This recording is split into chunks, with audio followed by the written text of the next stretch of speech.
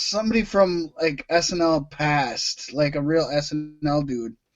And one of the things was Pete Davidson, and it was a truth or false, and he was like, Lorne Michaels asked me to go on vacation with him during Christmas break to Jamaica.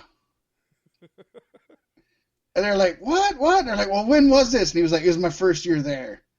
Like, what? They're like, false. And he's like, no, true. He's like, it was like the last show before Christmas break. And Lorne Michaels just comes up to me and says, hey, I'm going on vacation to Jamaica. You want to join me? I was like, yeah. So I said, did you stay at the same hotel? He was like, fuck that. I stayed 3 hotels away. I would have been fired by the time I got back if I stayed at his hotel.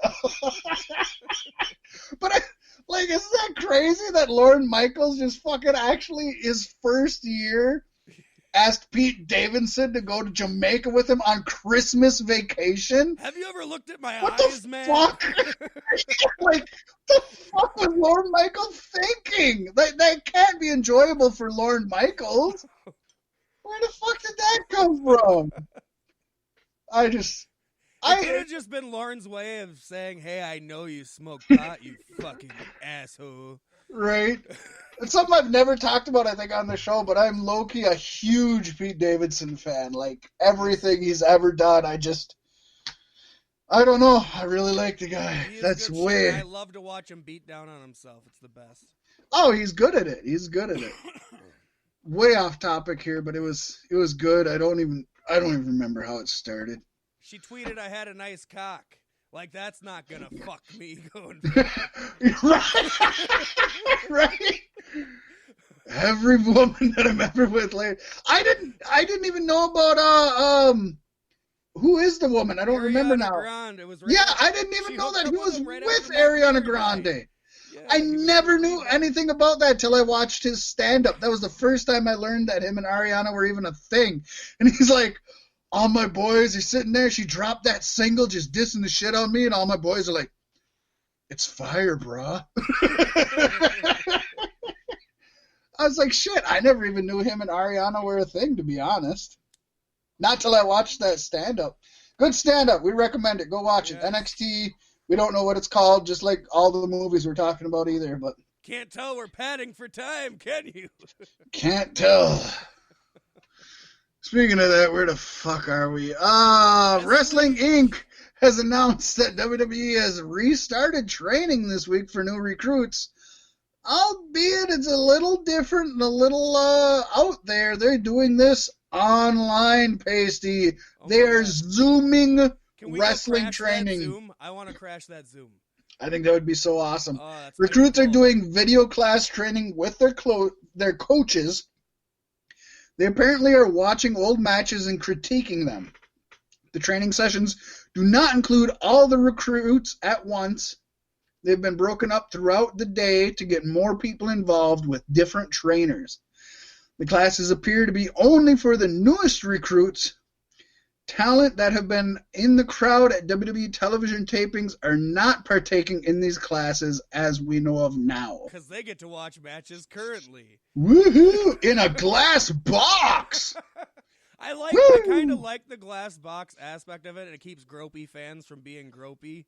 Maybe they keep it when it comes back, and I won't argue with it. I like them being able to hit it, too. It makes a good sound. I like the glass box if only they bring it into a specialty match down the road. Yeah. People got to go through it, and they got to call it bulletproof and shit. Oh, they got to have the COVID-19 box match. It's got to be something special. Yeah, and like you said, it's unbreakable. Not even COVID-19 can penetrate it. And then, Braun Strowman's going to just fucking spear somebody right through it. Otis. It'll be Otis. Otis can do it. I want to see him do a power drop on the top and the whole thing just collapses. Yeah, no, I want to crash that Zoom doing deep yoga in a Speedo. That'd be fun. It's good stuff. We like crashing Zoom. Yeah. WWE has officially launched for everyone the free version of the WWE Network.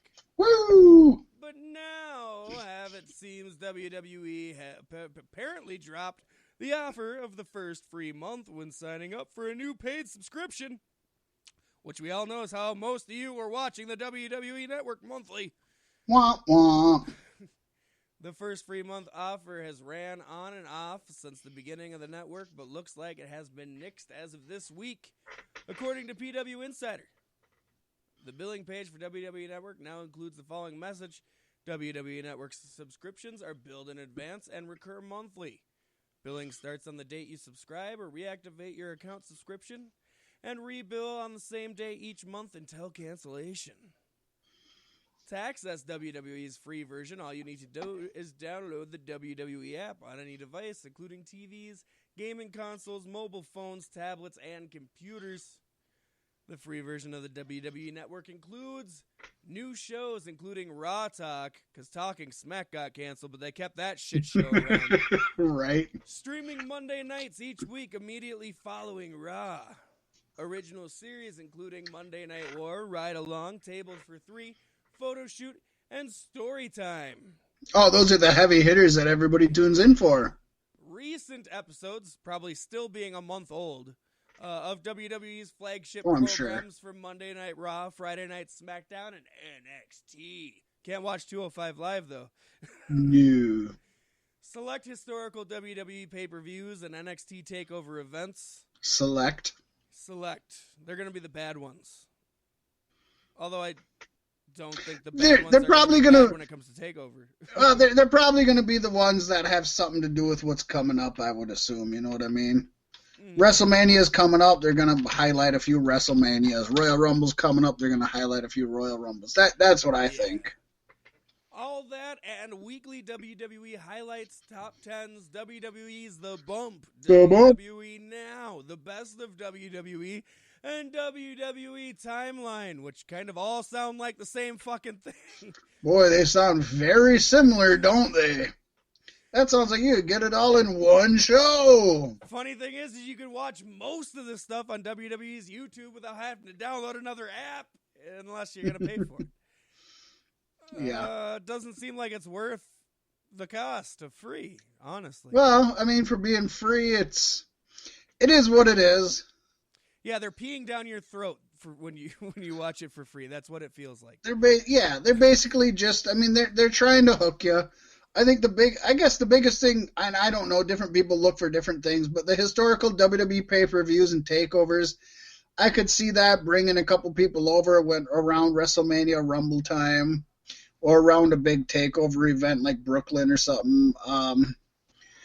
Other than that, you know, I guess if I got to watch Table for Three and I only got to see one or two episodes, I'd be interested in it, but I'm somebody who's a diehard wrestling fan, so I'd be willing to pay for it anyways without even getting the tease, so I don't know that this would make me want to get it. Is this all on demand, or is it on there, you watch what we're streaming at this moment? I don't have the answer for that, but I'm guessing it's on demand as of right now.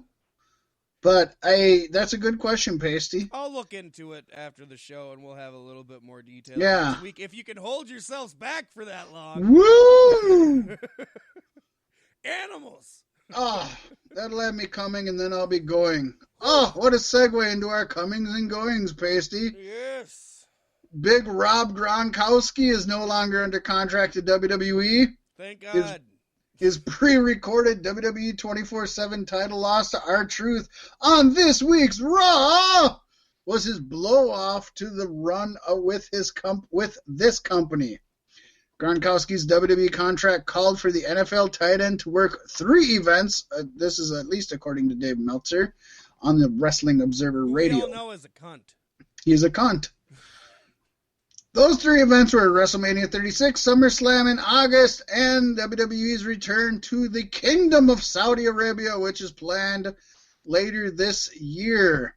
Thank God it seems that he took a buyout that he was allowed from his end of the contract, saying that if at any time he wanted to leave, he could.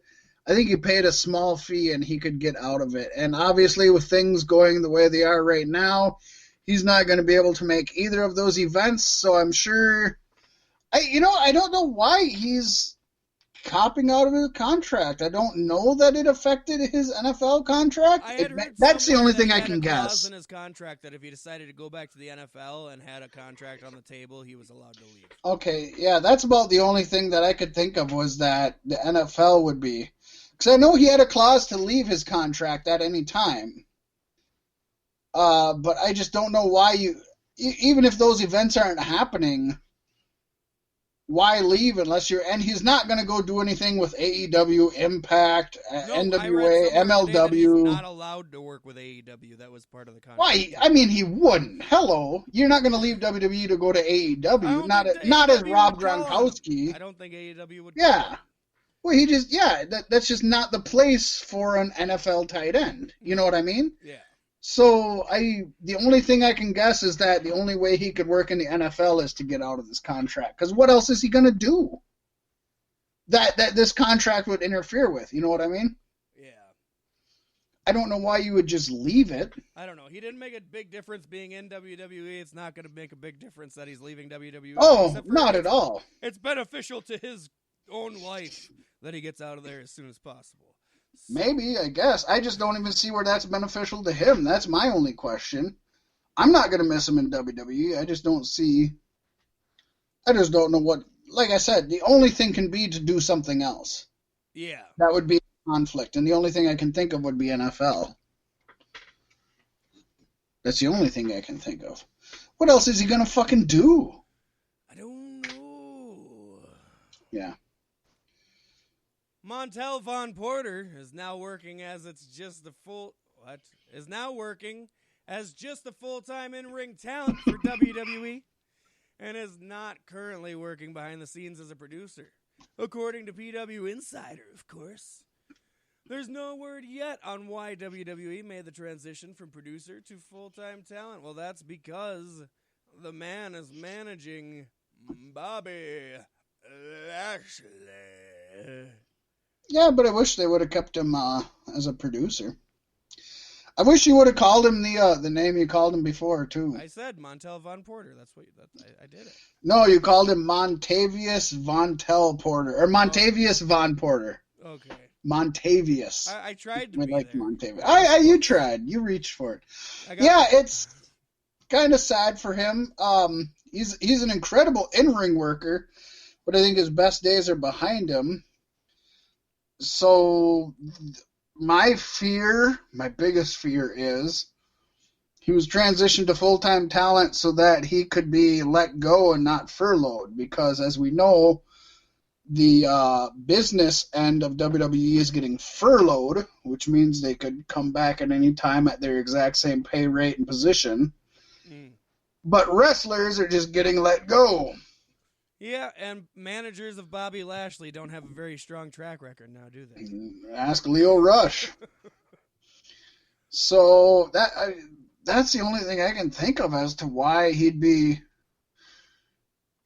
I don't know. Honestly, I was really excited for him to come back, and then I saw him wrestle, and I'm like, oh yeah, you can go back and sit on your couch some more. That's fine. Oh, he used to be one of the best wrestlers in the world, but he's past his prime. I mean, he just is. That's and he life. Tried to stay in ring shape, you know. It's just life. You can't just come back to it. You gotta be back to where you were. And the last of our people who are not back to where they were, Arn Anderson announced that he signed a multi-year contract with AEW All Elite Wrestling. Yes, Anderson joined the promotion in the beginning of 2020 as Cody's on-screen personal advisor as well as a head coach for the promotion. He is definitely going to be sticking around for a while. Hopefully more on behind the scenes and in front of the scenes, but he's done a great job to help promote and push Cody.